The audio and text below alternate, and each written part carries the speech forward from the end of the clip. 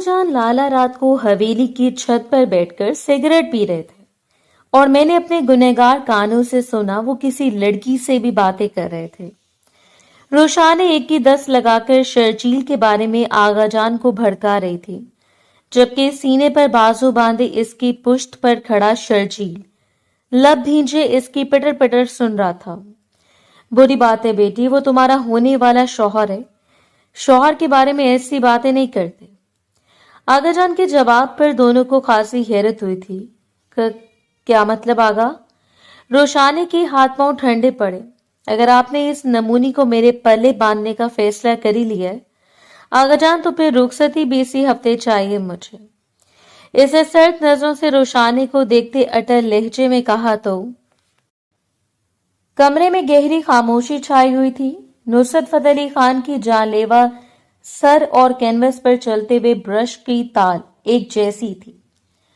سامنے بنی ہوئی پینٹنگ کی خوبصورتی ایسی تھی کہ دیکھنے والا ٹھٹک کر رک جاتا، کافی دیر مبہوت ہو کر اسے دیکھتا رہ جاتا، لیکن جو اس پینٹنگ کو بنانے میں مصروف تھی اس کی آنکھوں میں بیزاری تو واضح دیکھا جا سکتا تھا۔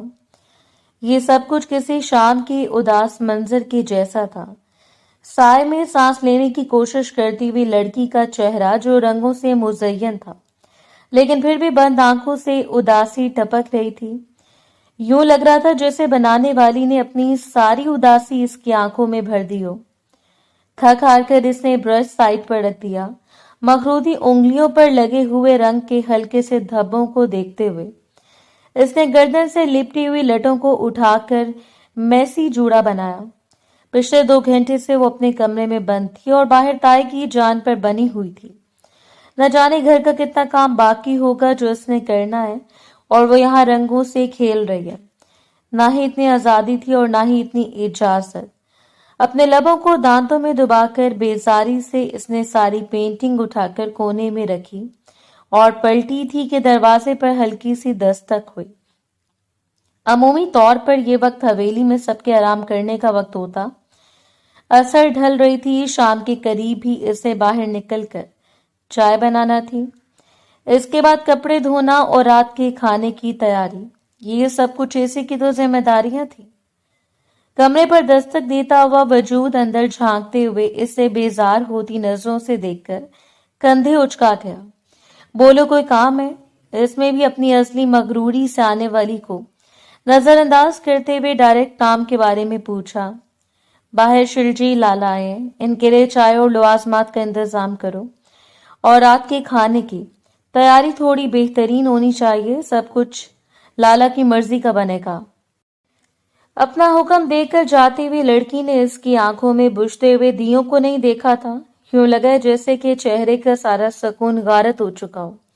آنکھوں میں موجود بیزاری میں مزید اضافہ ہوا۔ اسے لگا جیسے اس کے ہاتھ پاؤں ٹھنڈے ہو رہے ہیں۔ یہ 2 ہفتے جیسے بھی گزرے، لیکن اس نے ان 2 ہفتوں کو سکون کا نام دیا، اور ایک بار پھر وہ شخص واپس آ گیا۔ اس کے سر پر مسلط ہونے کے لیے چہرے کی رنگت بجھی اور ماتھے پر ننھے ننھے پسینے کے قطرے نمودار ہوئے۔ وہ حویلی کا بڑا بیٹا تھا، یعنی کہ سب کا لاڈلا، جس کے بارے میں بات کرنے کی جسارت بھی گویا گناہ تصور کی جاتی۔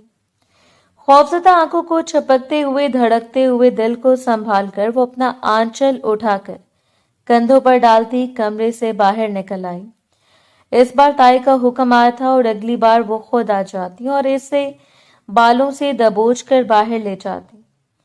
تذلیل سے بہتر تھا کہ وہ خود ہی کچن میں چلی جاتی۔ سب کو نظر انداز کرتے ہوئے وہ سیدھا کچن میں آئی، جہاں رقیہ بیگم پہلے ہی کباب تلنے میں مصروف تھی۔ ایک نظر ان کے چہرے پر ڈالتے ہوئے وہ ناراضگی سے رخ موڑ گئی۔ حیرت ہے، ساری نوکرانیوں کو اکٹھا کر لیا ہے۔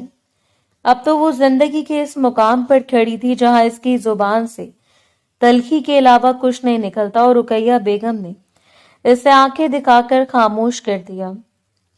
بری بات، میں اپنی مرضی سے آئی ہوں، سوچا تمہاری مدد ہو جائے گی۔ ان کا ہمیشہ کی طرح ٹھہرا ہوا پرسکون رویہ، اور تو اور وہ جسے جانتی نہ ہو کہ باہر سے کھلکھلانے کی آوازیں، فرمائشیں اور چہل پہل سے یوں لگ رہا تھا جیسے حویلی کی رونق واپس لوٹ آئی ہے۔ लेकिन इस रौनक में इन माँ बेटी का किरदार इतना ही था, बस चीजें तैयार करके इनके सामने रखना और फिर भी इनसे वो बातें सुनना जो दिल पर जख्म की तरह लगती हैं। जल्दी से सब कुछ तैयार करने के बाद अपनी ट्रॉली में सजाकर लाउंज में लेकर आई। सब लोग इकट्ठे थे, आगाजान, ताया, ताई, इसकी तायाजाद कोमल, रोहेल और वो भी जिसे सामने देखकर ही इसकी जान जाती थी। ना देखते हुए भी इसे अंदाजा हो गया कि वो शख्स इसे घूर रहा है। दिल यूं धड़क रहा था जैसे पसलियां तोड़कर बाहर आने का इरादा रखता हो। अपने चेहरे पर गिरती हुई लटों को संभालकर इसने चाय सबको प्याली में डालकर पकड़ानी शुरू कर दी और बेसाख्ता इसकी प्याली में चाय डालकर इसकी जाने मुड़ी तो निगाहें इस शख्स की सुर्ख आंखों से जा टकराई। एक हलचल से इसके वजूद में भरने लगी। तुम्हारी आजादी के सारे ख्वाब में तुम्हारी आंखों से नोच लूंगा। तुम अगर सांस भी लोगी तो शर्जील खान की इजाजत से। जहरीली से सरगोशी एक बार फिर इसके कानों के करीब उभरी और जल्दी से सर झटक कर अपने हाथों की लर्जिश पर काबू पाते हुए इसने शर्जील को चाय थमाई और पलट कर चली गई। इस वक्त तक इसकी माँ भी वहां आ चुकी थी। बैठो, तुम तो चाय लो, इन्होंने नरमी से कहा, लेकिन इस शख्स के सामने बैठना इसके लिए तकलीफ दे था और वो यहाँ बैठकर चाय क्या खाक एंजॉय करती। वो जो अपनी नजरों से ही इसे निगल लेना चाहता था, वो सीधा अपने कमरे में आई। कमरे में बैठकर बेड पर बैठने की बजाय वो नीचे फर्श पर बैठ गई, घुटने समेट कर सीने से लगा लिए। तुम अगर हमारा खाती हो तो हमारी मलकियत हो और इस घर का सरबराह मैं हूं।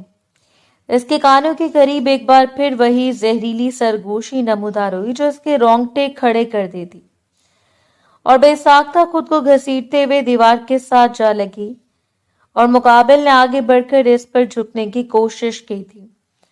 फिर अगले लम्हे इसने अपनी चीख सुनी। दिल मुसलसल धड़क रहा था। कमरे का अंधेरा इस पर हावी हो रहा था और बंद आंखों के साथ लड़ते हुए लब बेसाख्ता दुआ करने में मशगूल थे। लेकिन ये मंजर ऐसा जानलेवा था कि इसकी जान ही नहीं छोड़ता।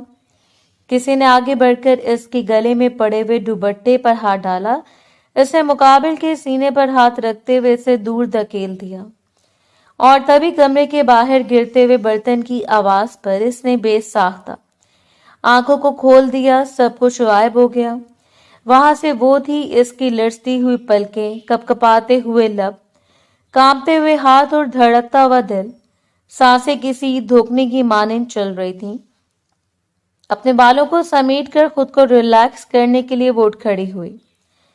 अपने काम के सिलसिले में अक्सर वो शख्स घर से गायब रहता, लेकिन जिस रोज इसकी हवेली आमद होती, इस रोज इसे यूं लगता जैसे इसका सांस लेना मुहाल है। शर्जील की नजरों का असर ही ऐसा था कि वो गोया मरने के करीब हो जाती।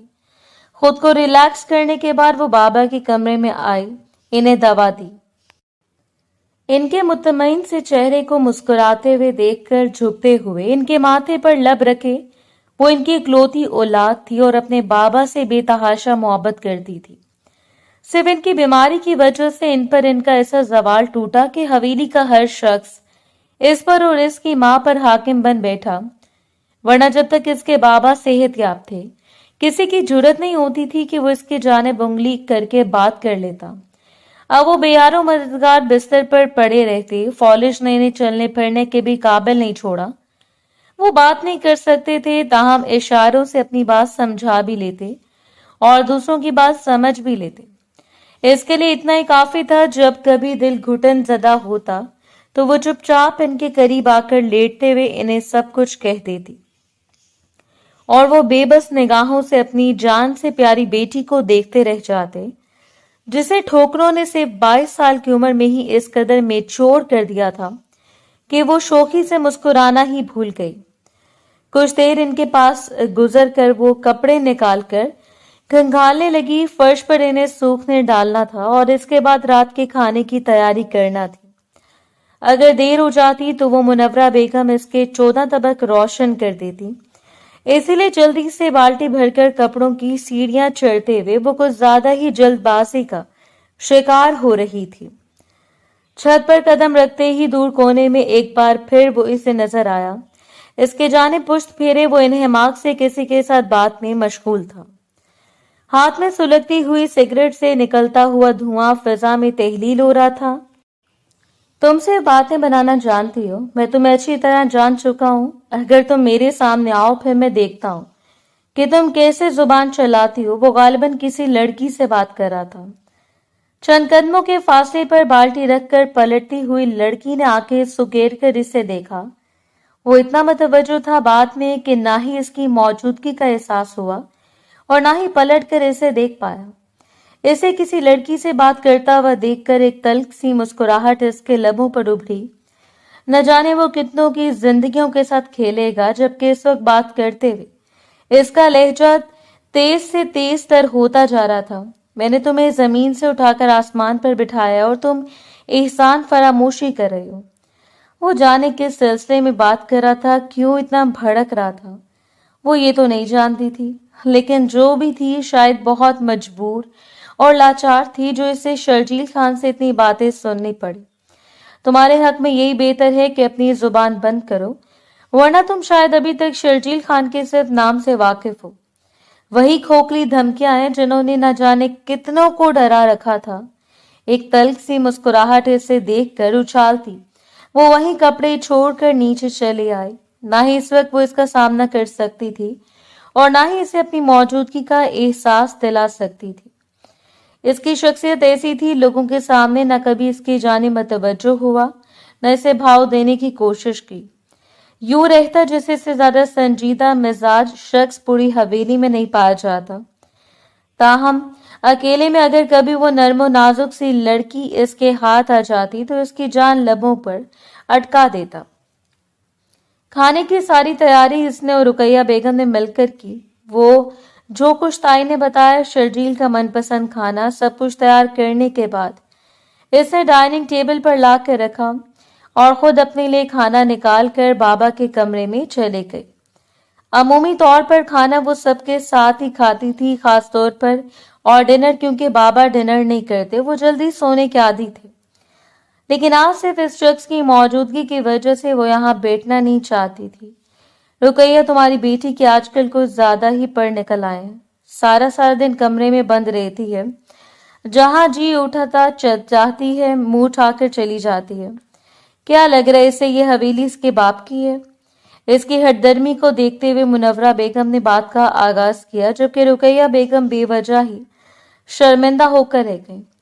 ताया सरबराही कुर्सी पर खाना खाने में मसरूफ थे। क्या होता अगर वो इन्हें टोकते हुए कह देते कि ताया भी बाप होता है। अगर ये इसके ताया की हवेली थी तो भी इसका इतना तो हक बनता था कि वो जहां मर्जी चाहती चली जाती। लेकिन ताया ताई के हाथ बंदे गुलाम थे। ताई ने हमेशा सरदारनी करनी सीखी और ताया ने कभी इनके सामने जुबान खोलने की जसारत नहीं की। शर्जील यूं ही सर झुकाकर खाना खाता रहा। तुम जानती हो मैं तुम्हारे लिए कितनी दुआएं मांगता हूँ। खुदा तुम्हारे नसीब अच्छे करे मेरी जान। आगा जान के कमरे में वो इनके पैरों पर मालिश कर रहे थे, जबकि आका जान की नजरें मतवातर इसके मासूम चेहरे का तवाफ कर रही थी। अपने लबों पर जुबान फेर कर इसने मुस्कुरा कर पलकों को झुका लिया। अब इन्हें क्या बताती कि कम से कम इस घर में रहते हुए तो वो अपने नेक नसीबों की हसरत ही पा सकती थी। मेरा इरादा है कि मैं इस बार शर्जील से बात करूंगा, जल्द से जल्द मेरी बेटी अपने घर की हो जाए। और इसके हाथों की हरकत रुक गई। सर उठाकर इसने बेयकीनी से आगा जान को देखा था। गोया आंखों में टिमटिमाते हुए दिए बुझ गए। एक पिंजरे से दूसरे पिंजरे में मुंतकली किससे मंजूर हो सकती थी? आगा जान प्लीज, इसने शदीद बदमजा होते हुए इनकी बात को ही रद्द कर दिया। और आगा जान भला अपने लाडले पोते के बारे में इनकार कैसे सुन सकते थे? शर्जील बहुत अच्छा लड़का है, तुम्हारी जिम्मेदारी बखूबी निभा सकता है। और इसका बस नहीं चल रहा था कि वो चाय का खोल इस शख्स के मुंह से नोचकर इसका हकीकी चेहरा सबको दिखा देती। आपके लिए अच्छा होगा, लेकिन मेरे लिए नहीं है, और ना ही वो मुझ जैसी लड़की को अपनी जिंदगी में शामिल कर सकते हैं। इनके ख्याल भटकाने के लिए इसने बात की थी, ये जाने बगैर कि बाहर दरवाजे पर खड़ा हुआ शख्स इन्हमाक से इसकी बातों को सुन रहा है। وہ کئی اور لڑکیوں کے ساتھ بات کرتے ہیں، ان کے تعلقات اور بھی نہ جانے کتنی لڑکیوں کے ساتھ ہیں۔ اپنے بجھے ہوئے چہرے کے ساتھ اس نے آغا جان کے سامنے انکشاف کیا۔ وہ صرف انہیں بتانا چاہتی تھی کہ ان کا لاڈلا پوتا ان کے کسی بھی اصول کو ماننے والوں میں سے نہیں ہے۔ ضرور تمہیں کچھ غلط فہمی ہوئی ہوگی، شرجیل ایسا نہیں ہے۔ انہوں نے سختی سے اس کی بات کی نفی کر دی۔ میں نے خود انہیں لڑکیوں سے باتیں کرتے ہوئے سنا ہے، سگریٹ پیتے ہوئے دیکھا، اور کتنی وضاحتیں چاہیے آپ کو؟ کیا مجھے لاچار سمجھتے ہوئے میری زندگی برباد کرنا چاہتے ہیں؟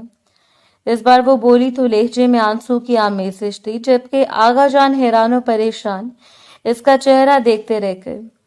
میری جانب سے صاف انکار ہے آغا جان، میں کم از کم اس شخص کے ساتھ اپنی زندگی برباد نہیں کر سکتی۔ اور تبھی دروازہ کھلا، وہ بے اختیار اچھل پڑی۔ پلٹ کر اس نے دیکھا تھا کہ شرجیل یا چمکتی ہوئی نگاہوں سے اسے دیکھ رہا تھا، گویا یہ اشارہ ہو کہ وہ سب کچھ سن چکا ہے۔ اپنے سینے پر بازو لپیٹتے ہوئے وہ اندر داخل ہوا۔ آغا جان کو سلام کرنے کے بعد وہ ان کے قریب ہی بیٹھ گیا۔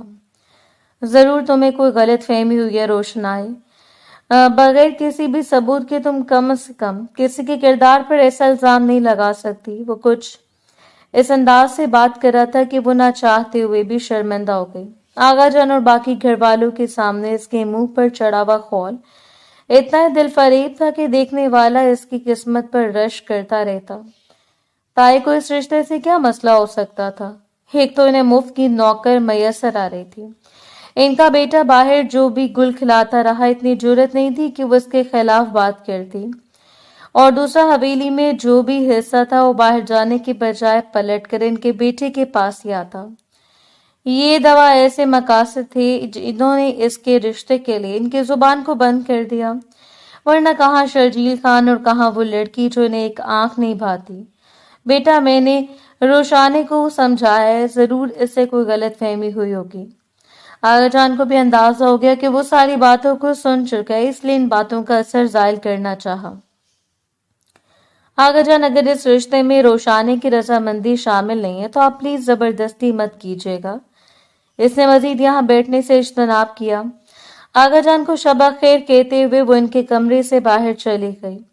عجیب سی افسردگی اس کے ارد گرد پھیل گئی تھی۔ ابھی سیڑھیاں چڑھتے ہوئے وہ اپنے کمرے کی جانب مڑنے لگی تھی کہ کسی نے اسے کمر سے دبوچ کر اپنے قریب کیا، اور اس سے پہلے کہ وہ چیخ پڑتی، مقابل نے اپنا سخت ہاتھ اس کے لبوں پر جما کر اس کی چیخ کا گلا گھونٹ دیا۔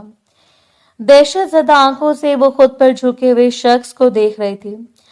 خبردار، اگر تمہاری آواز نکلی تو۔ وہ اس پر مسلط ہوا جا رہا تھا۔ تیز خوشبو اس کے نتنوں سے ٹکرا کر اس پر حاوی ہوتی جا رہی تھی۔ کیا ضرورت ہے میرے ہاتھوں مرنے کی؟ غراتے ہوئے وہ اسے خوفزدہ کر رہا تھا۔ میں نے کچھ بھی نہیں کیا، پلیز مجھے جانے دیں۔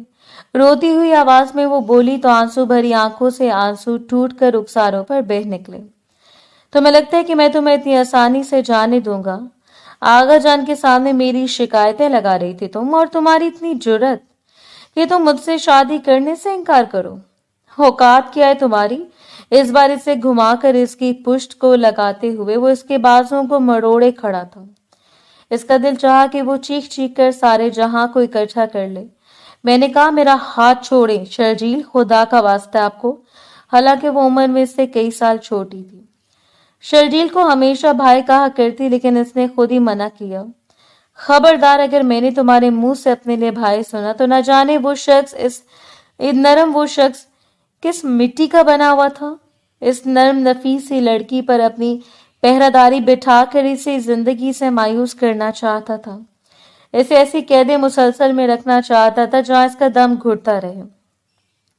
پالوں سے دبوچ کر اس کا منہ پر اٹھاتے ہوئے وہ اس کی گردن پر جھکا اور وہ سسک کر رہ گئی۔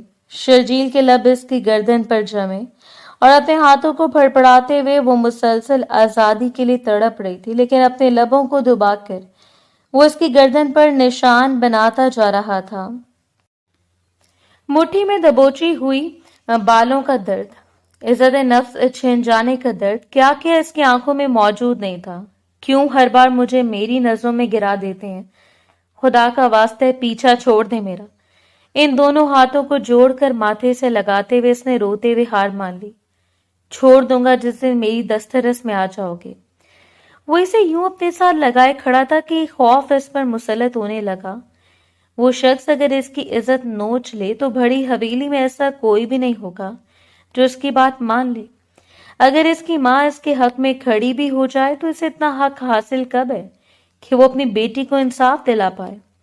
अपने बाजों में दबोच कर वो इस फड़फड़ाती हुई गुड़िया पर हावी होकर इसे बावर करवाता रहा कि आज के बाद अगर निकाह से इनकार किया तो वो भरी महफिल में इसकी इज्जत उतार देगा। 10 लोगों के दरमियान इस पर इल्जाम लगाएगा कि वो इसके साथ रात गुजार चुकी है। अगर इसे अपनी इज्जतदार और बाकिरदार होने का इतना ही मान है तो ये मान किरची किरची करके अपने कदमों में बिखेर देगा। और मारे खौफ के इसका पूरा वजूद कांप रहा था। अपने हाथों को जोड़कर वो इसके कदमों में बैठ गई। खुदा का वास्ते मेरी इज्जत सलामत रहने दें, आपकी अपनी भी बहन है। और इसे मुंह से दबोच कर वो झुकाते हुए खुद भी इस पर झुका। लेकिन मेरी बहन तुम्हारी तरह नहीं है, मगरूर एहसान फरामोश लड़के जिसे आपने ज़ाहिरी खूबसूरती का इतना मान है कि वो समझती है कि वो इसके लिए आसमानों से कोई शहजादा उतरेगा। सख्ती से अपने अल्फाज दोहराकर वो इसके मुंह को छोड़कर इसे बाजों से पकड़कर दरवाजे की जानिब धकेल गया।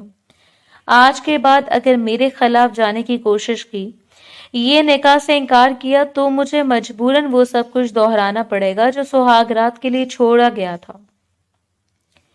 वो शख्स और इसकी बेबाकियां अपने चेहरे को साफ करती हुई वो अपने वजूद को समेटकर इसके कमर सीने के लिए और तकरीबन भागते हुए अपने कमरे में जाकर दरवाजा बंद कर दिया।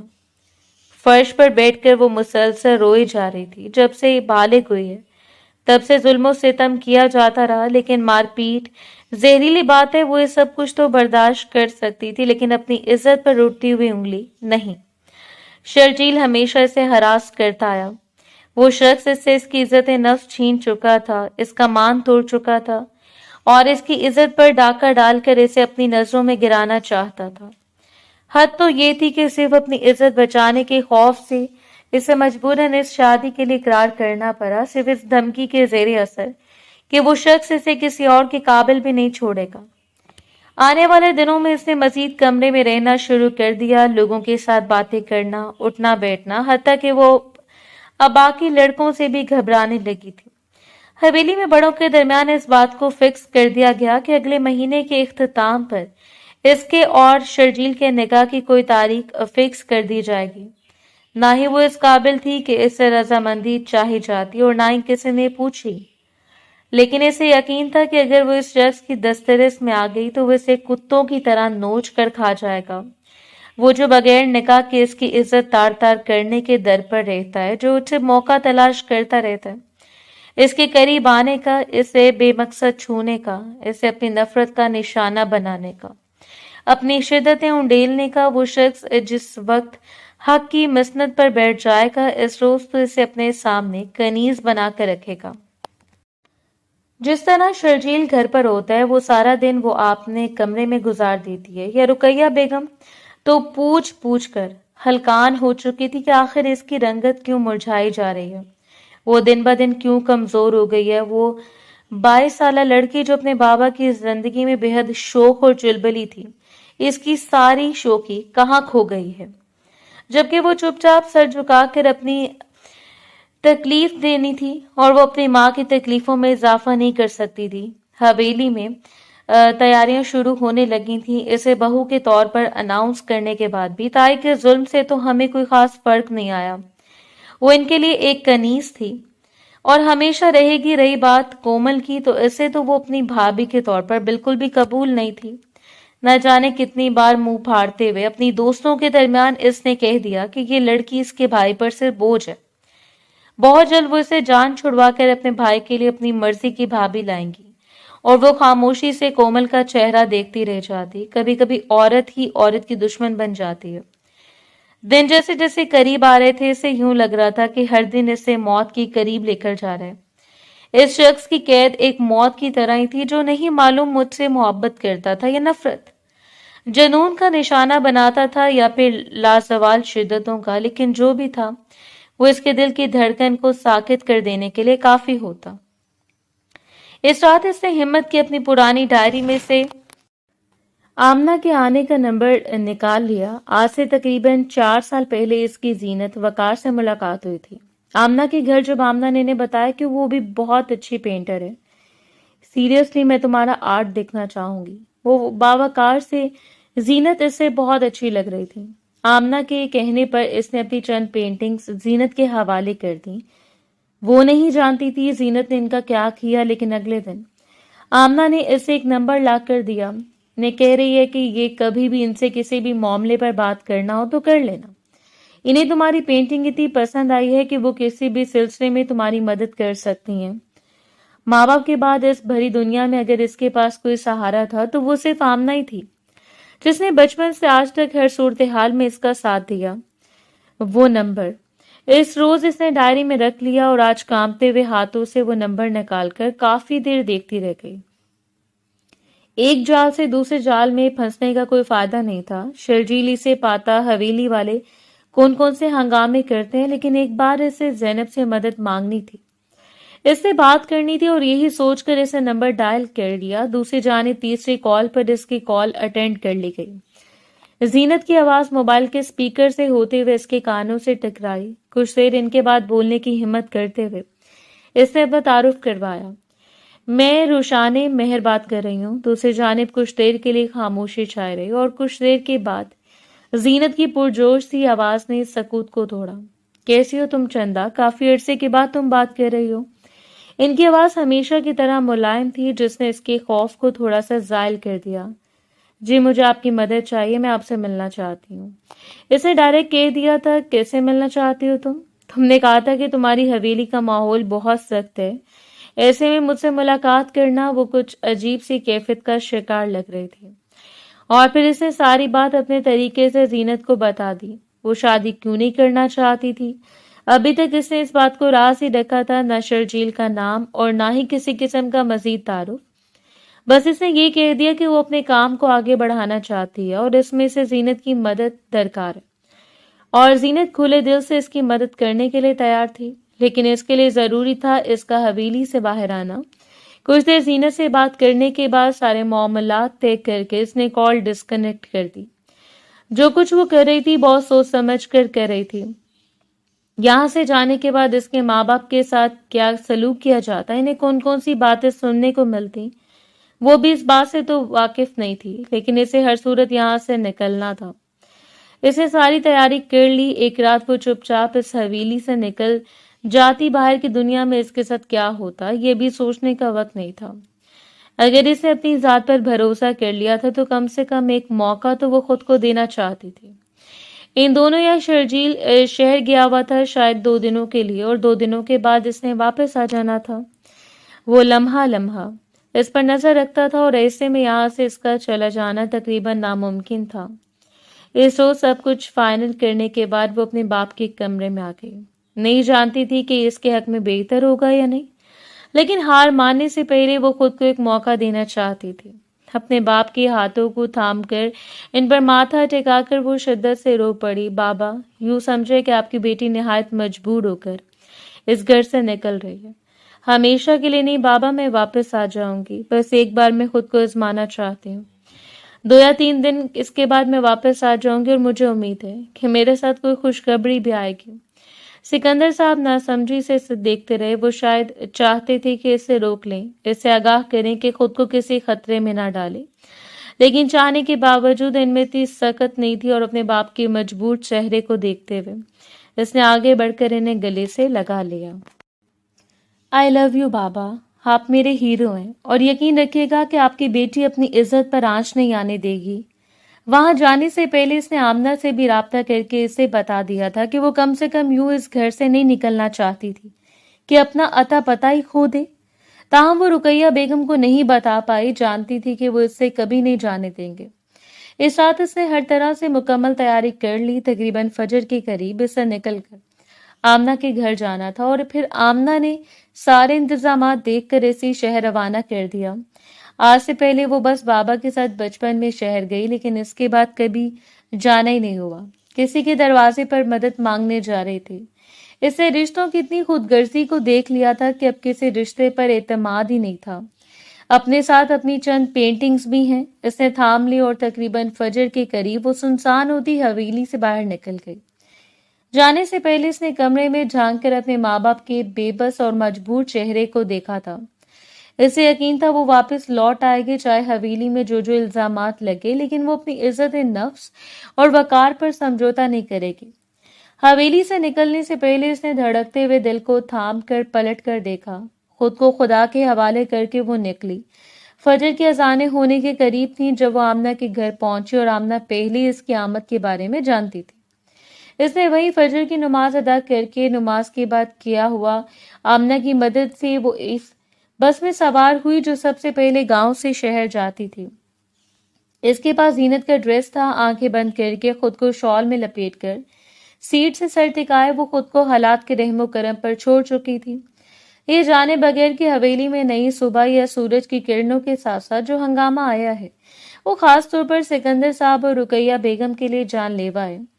تائے نے تو اپنا سینہ پیٹ لیا تھا۔ غضب خدا کا، میری بچی بھی گھر پر ہے، ہمارے منہ پر کالک لگا کر سارے جہاں کے سامنے بدنام کر کے چلی گئی ہے۔ رقیہ بیگم تو اپنے آنسو بہاتی گردن جھکا کر بیٹھی تھی۔ آج وہ جتنی شکست خوردہ تھی، آج سے پہلے انہوں نے کبھی بھی خود کو اس طرح محسوس نہیں کیا۔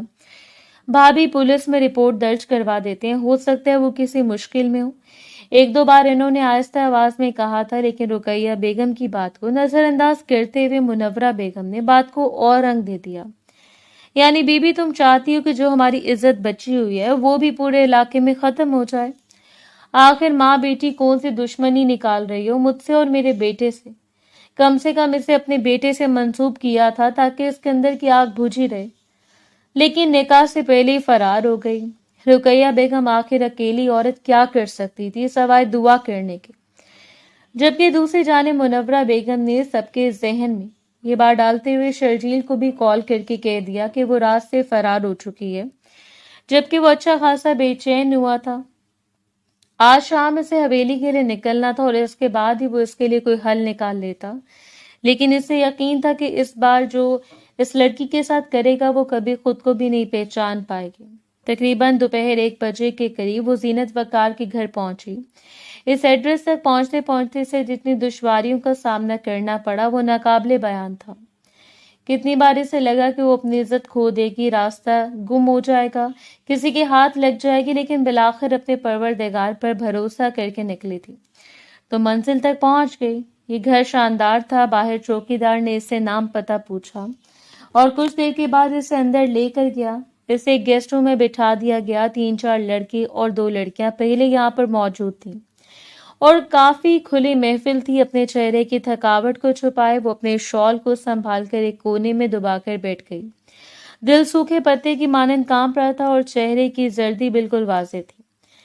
بار بار نظر گھما کر وہ ان چہروں کو دیکھ رہی تھی جو اس کے لیے بالکل غیر شناسا تھے۔ اس کا پہننا اوڑھنا، باتیں کرنے کا انداز، ایک دوسرے سے فرینک نے سب کچھ بہت عجیب تھا، اور اس لمحے سے آ کر جتنا خوف محسوس ہو رہا تھا، آج سے پہلے اس نے کبھی بھی خود کو اتنا بے بس نہیں پایا۔ طرح طرح کے وسوسے دل میں جنم لے رہے تھے۔ کافی دیر انتظار کرنے کے بعد وہ اپنی شال کو سنبھالتی اٹھ کھڑی ہوئی۔ اسے یہاں سے باہر نکلنا تھا، واپس جانا تھا، لیکن کمرے میں داخل ہونے والی زینت نے اسے دیکھا اور پھر محبت سے مسکراتے ہوئے اس کی جانب بڑھی اور اسے گلے سے لگا لیا۔ اس کے وجود کی لرزش کو وہ بخوبی محسوس کر سکتی تھی۔ مجھے ڈر لگ رہا ہے، میں چاہتی ہوں کہ گھر چلی جاؤں، اس نے اپنا وسوسہ بیان کیا اور زینت نے مسکرا کر اس کے چہرے کو دیکھا۔ وہ 32 سالہ خوبصورت اور شفاف چہرے کی مالک تھی، بہت ڈیسنٹ اور پروقار، لیکن وہ کسی کی ظاہری شکل و صورت پر بھروسہ نہیں کر سکتے تھے۔ دیکھنے میں تو شرجیل خان بھی ایک سوبر اور ہینڈسم لڑکا تھا جس کی خواہش کوئی بھی لڑکی کر سکتی تھی، لیکن اندرونی طور پر وہ وحشت کا مارا ہوا جانور تھا۔ چلو آؤ میرے کمرے میں، تمہیں ڈرنے کی ضرورت نہیں ہے، یہ سب میرے گیسٹ ہیں۔ اسے ساتھ لے کر وہ سیدھا اپنے کمرے میں آ گئی۔ کچھ دیر کے بعد ملازمہ جوس اور کچھ لوازمات لے کر کمرے میں داخل ہوئی۔ تب تک وہ زینت کو اپنے آنے کے بارے میں بتا چکی تھی، اپنی کچھ پینٹنگز ان کے سامنے رکھتے ہوئے۔ وہ بڑی امید سے اس کا چہرہ دیکھ رہی تھی، جبکہ زینت اشتیاق سے ان پینٹنگز کو دیکھتی ہوئی ستائش بھری نظروں سے اس لڑکی کو دیکھ کر سراہنے لگی۔ تمہیں واقعی بہت ٹیلنٹ ہے، میں 1 ہی گھنٹے تک جا رہی ہوں، میں سر سے بات کروں گی، اگر چاہو تو ریسٹ کر لو اور اس کے بعد میرے ساتھ چلے آنا، مجھے یقین ہے کہ وہ تمہارے ٹیلنٹ کو لازمی طور پر پروموٹ کریں گے۔ زینت اسے کمرے میں چھوڑ کر چلے گئی۔ اس نے ڈرتے ڈرتے جوس پیا، تھکاوٹ اس کے رگ رگ میں اترتی چلی گئی۔ کچھ دیر کے لیے وہ سونے کو لیٹی، لیکن آنکھوں کے سامنے اپنے ماں باپ کا چہرہ گھوم رہا تھا۔ اسے جلد سے جلد حویلی واپس پہنچنا تھا، وہ یہاں کسی پر اعتماد کر کے دن نہیں گزار سکتی تھی۔ ایک دن کی خیر تھی، 2 دنوں کی، لیکن اس سے زیادہ نہیں۔ کسی پر بھروسہ کرنا ٹھیک نہیں تھا۔ یہ سوچتے سوچتے کب وہ سو گئی اسے اندازہ ہی نہیں ہوا، اور سونے کے بعد وہ اس وقت بیدار ہوئی جب تقریباً 1-2 گھنٹے کے بعد ہی زینت یا کمرے میں دستک دے کر داخل ہوئی۔ اس نے اپنی نشیلی آنکھوں سے زینت کو دیکھا جو اسے تیار ہونے کا حکم دیتے ہوئے نرمی سے مسکرا کر پلٹ گئی، اور وہ اٹھ کر فریش ہوئی۔ زینت اس کی کتنی مخلص تھی، اسے کہاں لے کر جا رہی تھی یہ تو وہ نہیں جانتی تھی، لیکن کسی نہ کسی پر اعتماد کرنا ضروری تھا، سو اس نے کر لیا۔ واپس جا کر بھی تو صرف اپنی زندگی کی بربادی دیکھنا تھی۔ اگر مقدر میں لکھا تھا تو یہی صحیح۔ تقریباً کوئی اچھی دیر کے بعد وہ زینت کے ساتھ اس کی گاڑی میں رواں تھی، یا زینت مسکراتے ہوئے اسے اپنے باس کے متعلق بتا رہی تھی، ساتھ ہی ساتھ یہ بھی کہ وہ اچھے شاہکار اور آرٹ کا دلدادہ ہے، کم سے کم اس کے آرٹ کی قدر کرے گا۔ آج سے 4 سال پہلے جب اس کی ملاقات آمنہ کے گھر ہوئی، تب بھی اس کی دی ہوئی پینٹنگ اسے سنبھال کر اپنے تک پہنچائی تھی، اور بس اس کو دیکھ کر نہ جانے کتنی دیر وہ دیکھتا رہ گیا۔ وقتاً فوقتاً وہ اس لڑکی کے بارے میں پوچھتا رہا، لیکن تب زینت کو اسے بتانے کی اجازت نہیں تھی، لیکن اب یا وہ اس کے ساتھ لے کر ان سے ملوانے کے لیے آ رہی تھی۔ گلاس ڈور کے باہر بیٹھ کر وہ زینت کا انتظار کرنے لگی، جبکہ زینت اس سے ملنے کے لیے اندر آفس میں چلی گئی۔ میں زینت، مجھے اندازہ نہیں تھا کہ آپ میرے لیے اتنا بڑا سرپرائز لے کر آئی ہیں۔ جی سر، مجھے اندازہ تھا کہ آپ کو پسند آئے گا، وہ لڑکی بھی باہر ہی کہیں ہے تو آپ کو ملوا دوں۔ اور زینت کے اشارے پر اس نے کرسی پھیرتے ہوئے باہر دیکھا۔ ایک لمحہ، صرف ایک لمحہ لگا تھا شرجیل خان کو چونک جانے میں۔ حیرت اور بے یقینی سے وہ باہر بے چین لڑکی کو دیکھ رہا تھا، جو انگلیاں چٹکھاتے ہوئے ارد گرد کے ماحول کو خوفزدہ نظروں سے دیکھ رہی تھی۔ سفید مکھن جیسا چہرہ، لیس اور لرزتے ہوئے لب، ایک لمحے کے لیے وہ تھم کر اسے دیکھتا رہ گیا، اور پھر لبوں پر ایک مبہم سی مسکراہٹ چھا گئی۔ اس نے ٹیلنٹ بنا رکھا تھا، دنیا بھر کے بے نام چہرے جنہیں سے پیسوں کی ضرورت ہوتی ہے، ان سے ٹیلنٹ لے کر وہ 70% کام کر کے خود سے منسوب کر کے بیرون ملک یا پھر انٹرنیشنل لیول کے کلائنٹس میں بیچ دیتا، اور یہ کام وہ اتنی صفائی سے کر رہا تھا کہ آج تک کسی کو کانوں کان خبر نہیں ہوئی۔ چراغ تلے اندھیرا، اس کی اپنی حویلی میں لڑکی موجود تھی اور اس کے اتنے قریب، اور اسے اندازہ نہیں ہوا اس بات کا، تو اسے اندازہ تھا کہ وہ بچپن سے پینٹنگ کی شوقین ہے، لیکن آج تک اس کو بنایا ہوا کوئی شاہکار بھی اس کی نظروں سے نہیں گزرا۔ میں زینت، آپ اس لڑکی کو میرے کمرے میں بھیج دیں اور باہر انتظار کیجیے۔ کچھ تھا جو زینت کو عجیب لگا۔ اس نے چونک کر شرجیل کو دیکھا۔ کیا مطلب؟ میں کچھ سمجھی نہیں۔ پھر وہ لبوں کا کونا کھینچ کر مسکرایا۔ جائیں اور اس لڑکی کو کہیں کہ اندر انہیں باس بلا رہے ہیں، میں کچھ معاملات ڈسکس کرنا چاہتا ہوں۔ زینت کو بالکل اچھا نہیں لگ رہا تھا شرجیل کی امیج کیسی تھی۔ وہ اس بارے میں 100% واضح تو کچھ نہیں کہہ سکتی تھی، لیکن اس طرح اس معصوم سی لڑکی کو اکیلے شرجیل کے کمرے میں بھیجنا۔ چھپ چاپ وہ باہر نکل گئی اور باہر جا کر اسے اندر جانے کو کہا تھا۔ روشانے ذرا سی گھبرا کر 2 قدم دور ہوئی، لیکن اسے اعتماد سے اپنے قریب کرتے ہوئے زینت نے اسے اپنی موجودگی کا احساس دلایا، اور پھر ہمت کر کے وہ آفس کی جانب بڑھ گئی۔ اندر موجود شخص اس کا منتظر تھا۔ کرسی پر بیٹھتے ہوئے اس نے اپنا رخ دیوار کی جانب موڑ لیا۔ السلام علیکم سر۔ اس نے اندر داخل ہوتے ہی ملائم سی آواز میں سلام کیا، اور مقابل نے گردن موڑ کر اسے دیکھا۔ اسے یوں لگا جیسے اس آفس کی چھت اس کے سر پر آن گری ہے، جیسے زمین نے مضبوطی سے اس کے قدم جکڑ لیا۔ بے اختیار وہ اچھل کر 2 قدم دور ہوئی۔ اسے اندازہ نہیں تھا کہ ایک قیامت اور اس کی منتظر تھی، جبکہ شرجیل نے مسکراتے ہوئے اس کے چہرے کو دلچسپ نگاہوں سے دیکھا۔ حویلی سے باہر نکلی بھی تھی تو کہاں تک؟ دوبارہ میری بازوں میں، میری دسترس میں مجھ سے فرار کا اچھا طریقہ ہے جانا نہ۔ وہ دل کشی سے مسکراتے ہوئے اسے دیکھ رہا تھا، اور سامنے کھڑی لڑکی کے ہاتھ پاؤں نثار تو ہو گئے، اور وہ بے یقینی سے دیکھتی رہ گئی۔ کیا دنیا اتنی گول ہے؟ شرجیل نے آگے بڑھتے ہوئے اسے بازوں سے پکڑ کر اپنی جانب کھینچا اور کسی گڑیا کی طرح اس کے سینے سے آ لگا۔ کیا خیال ہے اب گھر چلنا چاہیے؟ وہیں تمہاری ساری پینٹنگز دیکھوں گا اور تمہیں بھی بڑی فرصت سے آنکھ کا کونا دباتے ہوئے۔ وہ اس کے لیے سانس لینا محال کر چکا تھا، جبکہ اپنی بڑی بڑی آنکھوں میں آنسو بھر کر وہ اپنے ہاتھ چھڑوانے لگی۔ میں خود چلی جاؤں گی پلیز، اس نے التجا کی اور مقابل نے سختی سے اس کی گردن کو دبوچ کر اسے دیوار سے لگا دیا۔ تو تم خود زینت سے کہو گی کہ تم میرے ساتھ جانے کے لیے تیار ہو؟ یہ بھی بتاؤ گی کہ تم میری رشتہ دار ہو؟ پلیز منگیتر کہنے سے پرہیز کرنا، مجھے بالکل بھی اچھا نہیں لگے گا۔ میری بھگوڑی منگیتر صاحبہ، اس کا پورا وجود طوفان کے ساتھ میں آ گیا اور اس نے ہار کو تسلیم کر لیا تھا۔ اپنی تمام پینٹنگز وہیں چھوڑے وہ شرجیل کے ساتھ ہی باہر نکلی۔ زینت جلدی سے ان دونوں کے قریب آئی۔ آپ نے بات کر لی ہوگی سر، کیسی لگی آپ کو روشان نے؟ اور شرجیل نے گردن موڑ کر اس کا چہرہ دیکھا۔ ہمیشہ کی طرح بہت حسین۔ روشانے کی سانسیں اٹکتی جا رہی تھی۔ میں شرجیل کے ساتھ واپس جا رہی ہوں، اس نے کہا تو زینت نے چونک کر اسے دیکھا۔ کیا مطلب؟ تم سر کے ساتھ؟ اس کا حیران ہونا بنتا تھا اور تبھی شرجیل نے اس کا مٹھی میں دبایا ہوا ہاتھ مزید دبایا۔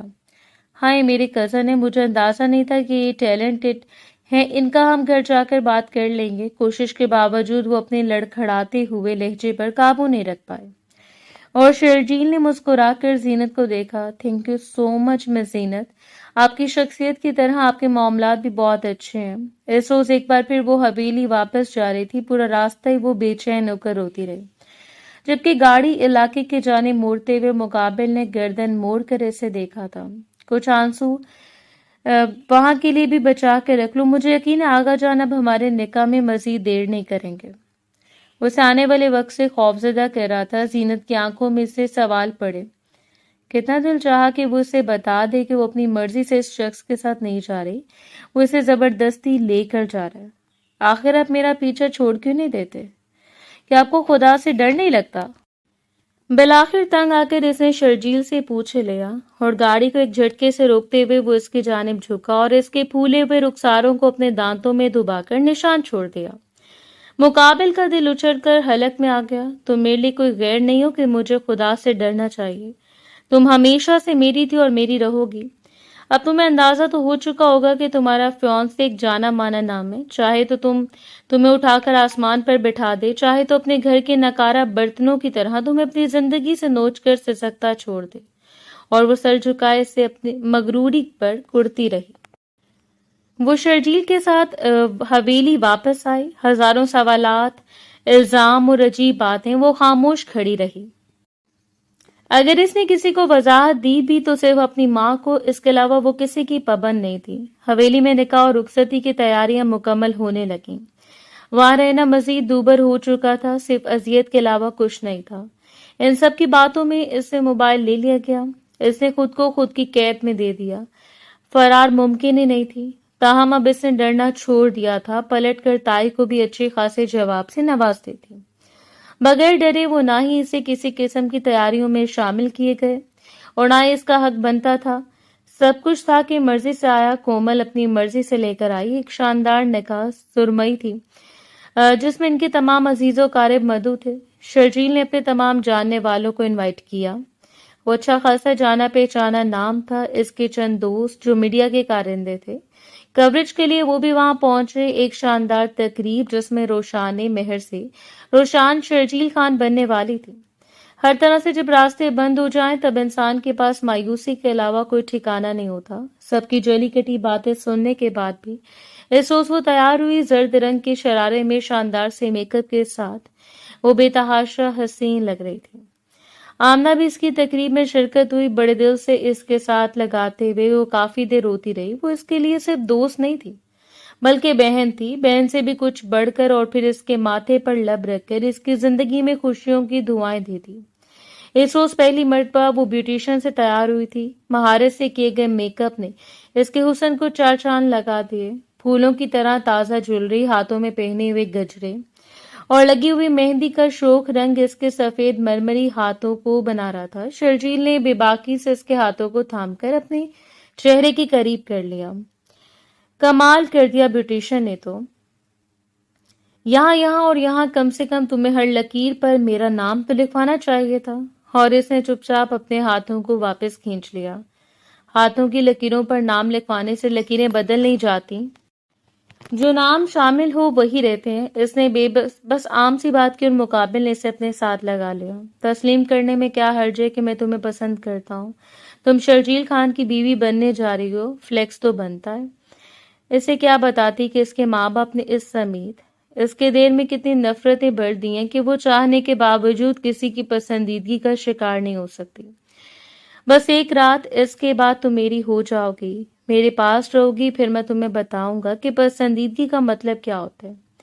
بڑی محبت سے اس کا چہرہ اپنے دونوں ہاتھوں میں تھام کر وہ اس پر جھک کر وہ 2 قدم دور ہو گئی۔ مجھے جانے دے پلیز، وہ فرار کا راستہ تلاش کر رہی تھی اور کچھ دیر اس کا چہرہ دیکھنے کے بعد مقابل نے اسے چھوڑ دیا۔ جاؤ اپنا شرارت سنبھالتی وہ سیدھا اپنے کمرے میں آ گئی۔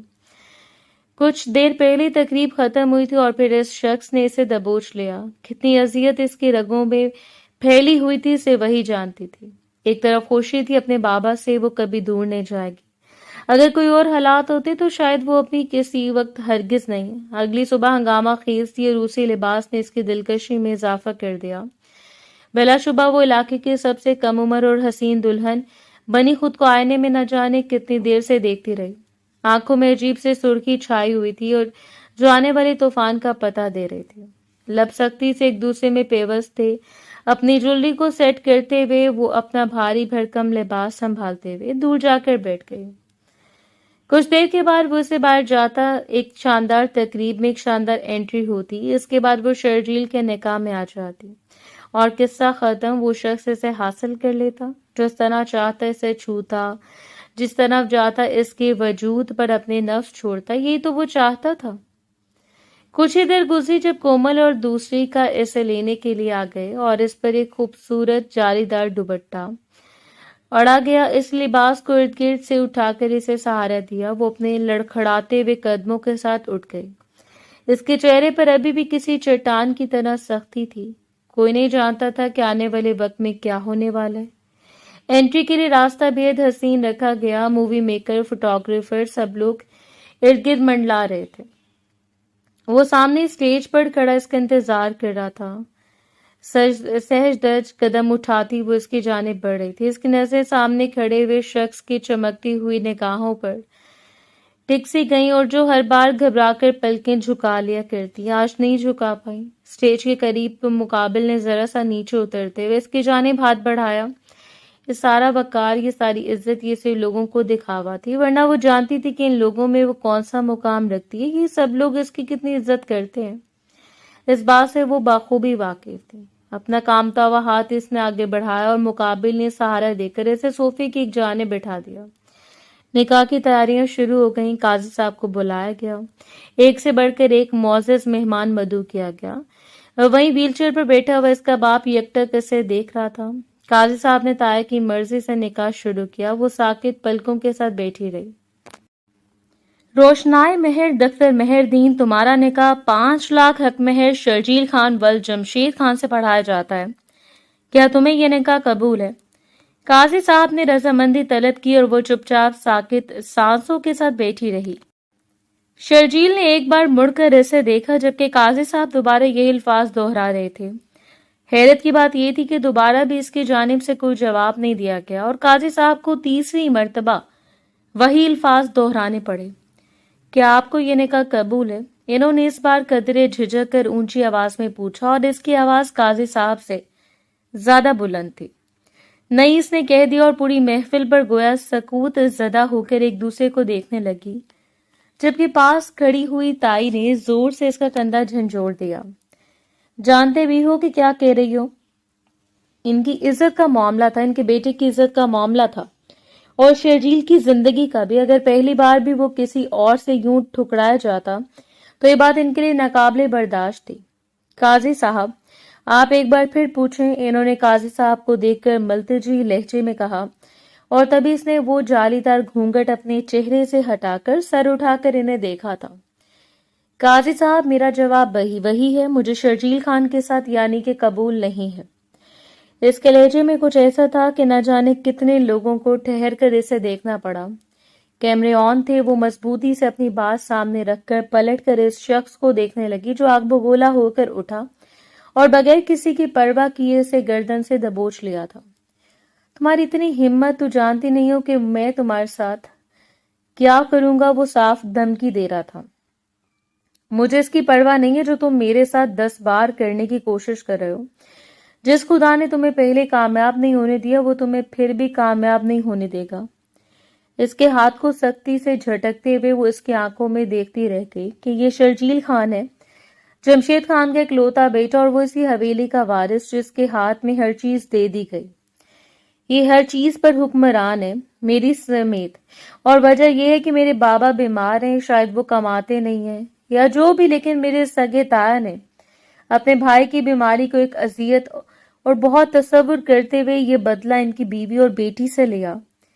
جمشید خان دھارتے ہوئے اس کی جانب بڑھ رہے تھے۔ سوچ سمجھ کر بات کرو تم، یہ ہمارے آنسوؤں کا بدلہ اتار رہی ہے، اور وہ بھی اس طرح چیختے ہوئے ان کے گلے پڑ گئی۔ احسان؟ کون سے احسان کی بات کر رہے ہیں؟ سارا دن کسی نوکرانی کی طرح رات دن کام کرتے ہیں اور پھر بھی آپ کی بیوی اور بیٹی کی تلخ باتوں کو سننا پڑتا ہے، آپ کی بیٹی کی ہراسمنٹ کو برداشت کرنا پڑتا ہے۔ کیا یہی آپ کے احسانات؟ وہ حلق کے بل چیخی تھی۔ میرے باپ کو تیسرے مہینے کسی سرکاری ڈاکٹر کے پاس لے جا کر ان کا معائنہ کروا دیا جاتا ہے، یہی احسانات؟ ہاں، میں نے بھول چکی ہوں اور نہ ہی ان کا بدلہ چکانا چاہتی ہوں۔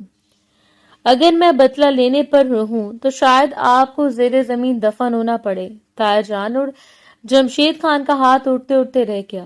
شرجیل نے آگے بڑھ کر اسے کندھوں سے دبوچ لیا تھا۔ تمہیں ابھی اور اسی وقت یہ نکاح کرنا پڑے گا، ورنہ تم جانتے بھی نہیں کہ میں تمہارے ساتھ۔ ابھی اس کی دھمکی مکمل بھی نہیں ہوئی تھی کہ مقابل کا ہاتھ اٹھا اور اس کے چہرے پر ایک نقش چھوڑ گیا۔ خبردار، اگر میری جانب آگے بھی اٹھانے کی کوشش کی تو وہ اس کی آنکھوں میں دیکھ رہی تھی۔ آج پہلی بار کسی نے شرجیل خان پر ہاتھ اٹھایا، ایک بار نہیں، دوسری بار۔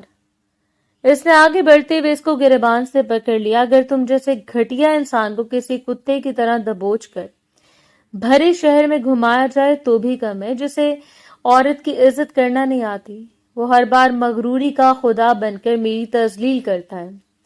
اس دن اس نے کسی کے ساتھ رعایت نہیں برتی، جن لوگوں نے اس کے ساتھ برا کیا اس نے سود سمیت لوگوں کے سامنے واپس لوٹا دیا، اور ساتھ ہی ساتھ اس نے جمشید خان کو کہہ دیا تھا کہ کل شام سے پہلے سے اپنے باپ کا حصہ حویلی میں سے اور زمینوں میں سے بھی حساب اپنے نام منتقل کرنا چاہیے۔ جمشید خان کے لیے چاہے جتنا مشکل تھا، لیکن اب اسے ہر صورت یہ کرنا تھا۔ تیسری بڑی ہار جو اس نے شرجیل خان کے منہ پر دے ماری وہ اس کے ٹیلنٹ کی اصلیت تھی۔ جہاں وہ غریب آرٹسٹ سے چند پیسوں کے عوض مہنگی سے مہنگی تصویر خرید کر انہیں ہزاروں ڈالرز میں بیچ دیتا، یہ بھی تو ایک غیر قانونی اور غیر انسانی بات تھی۔ شرجیل خان کی اچھی خاصی ساکھ بگڑ کر رہ گئی۔ کہا جاتا ہے کہ خدا بھی ان کی مدد کرتا ہے جو اپنی مدد آپ کرتے ہیں۔ یہ بات میڈیا نے اچھالی، حریفوں نے تماشا بنا کر پیش کیا۔ علاقے والوں نے یہ ستم برداشت نہ کرتے ہوئے جمشید خان کو سرپنچ کی کرسی سے اتار دیا۔ نقصان پہ نقصانات، یہ سب کچھ برداشت نہ کرتے ہوئے تائی نے ایک بار پھر ان کے بالوں کو دبوچنا چاہا اور نتائج کا بازو پکڑ کر دور جھٹک دیا۔ خبردار، اگر اس بار ہاتھ اٹھانے کی کوشش کی تو میڈیا اور پولیس کے ہاتھوں آپ اور آپ کا بیٹا بے موت مارے جائیں گے۔ اب کسی سے بھی ڈرنے والی نہیں تھی۔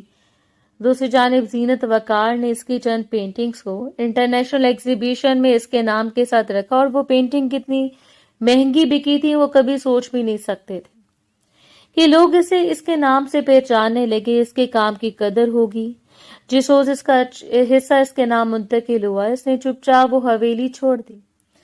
اب اس سب کچھ اس کے ہاتھ میں تھا۔ اپنے والدین کو لے کر وہ شہر منتقل ہو گئی جہاں ایک روشن اور چمکدار مستقبل اس کا منتظر تھا۔ ضروری تو نہیں کہ ہر بار کو ہیرو آئے اور آپ کی تقدیر کو بدل دے۔ کبھی کبھی غیر منصفانہ فیصلوں کے خلاف خود ہی اٹھ کر اپنے قدموں کو مضبوط کرنا پڑتا ہے۔ اس نے صرف اپنے قدموں کو مضبوط کیا تھا، خدا نے اسے تھام کر ایک سے بڑی ایک کامیابی سے نوازتے ہوئے کچھ ہی عرصے میں ایک جگمگاتا ہوا ستارہ بنا دیا جو اپنی روشنی سے نہ جانے کتنوں کو روشن کرتا۔ امید ہے ہماری آج کی سٹوری آپ کو پسند آئی ہوگی۔ اگر سٹوری پسند آئی ہو تو فیڈ بیک لازمی شیئر کریں اور ہمارے چینل کو سبسکرائب کر دیں۔